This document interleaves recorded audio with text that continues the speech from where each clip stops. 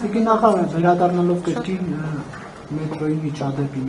վարչապետը անվտանգության մեծաթիվ աշխատակիցներով, թիմակիցներով մտնում է վագոն, քաղաքացու կամքին հակառակ փորձում է ինչ-որ առարկա, այս դեպքում Հայաստանի Հանրապետության քարտեզի լոգոն, տարբերանշանը առաջարկել, քաղաքացին մերժում է, վարչապետը շարունակում է պնդել, սա չեք կարծում, որ այդպես մեծ թվով ախրանիկներով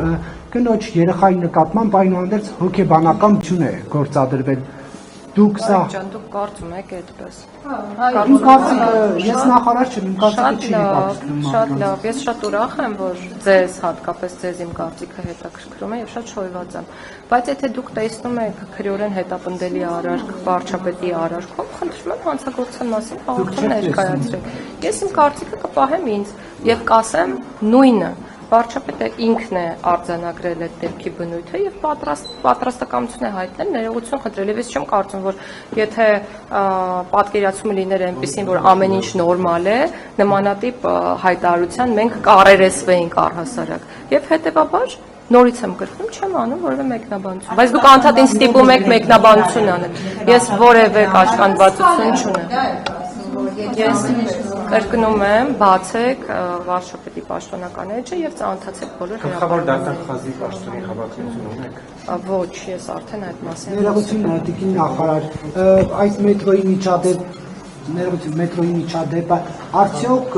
մտնում է վարչապետի ամեն առավոտ ցույց տրվող այդ ձեռքերով շարժման դրամաբանության մեջ, թե ոչ։ Ես արդեն ասացի, չեմ մեկնաբանելու եւ չեմ շեղվելու այլևս այս սկզբունքից։ Եթե ասում եմ չեմ մեկնաբանելու, չեմ մեկնաբանելու, որքան էլ որ նույն հարցը։ Ինչպես ասում եք, վարչապետը ներողություն է խնդրում, բայց իշխանական լրատվամիջոցները շարունակում են արցախցիների նկատմամբ ատելություն գեներացնել, չգիտեմ ինչ-որ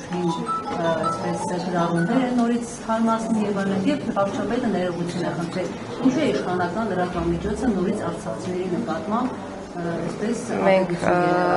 եթե չեմ սխալվում, նախորդ շաբաթ օրը չեմ հիշի, բայց ներառականության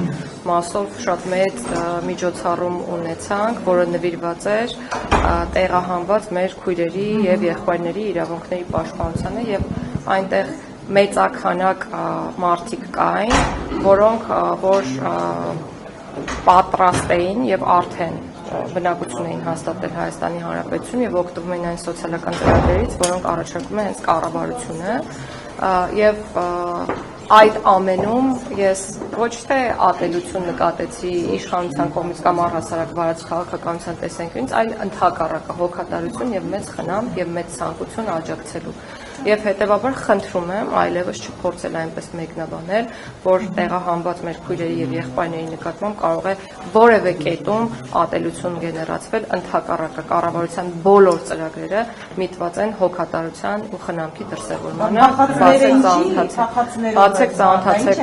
կառավարության ծրագիրը մակարդակով խրախուսվում է։ Մենք տեսել ենք, չէ՞, մարդիկ ինչպես են ցեղասպանությունից այսպես ասած փախել եկել, գրկվել, փախել չէ, ներողություն, բռնի տեղահանվել։ Այդ մարդկանց երբ որ ասում են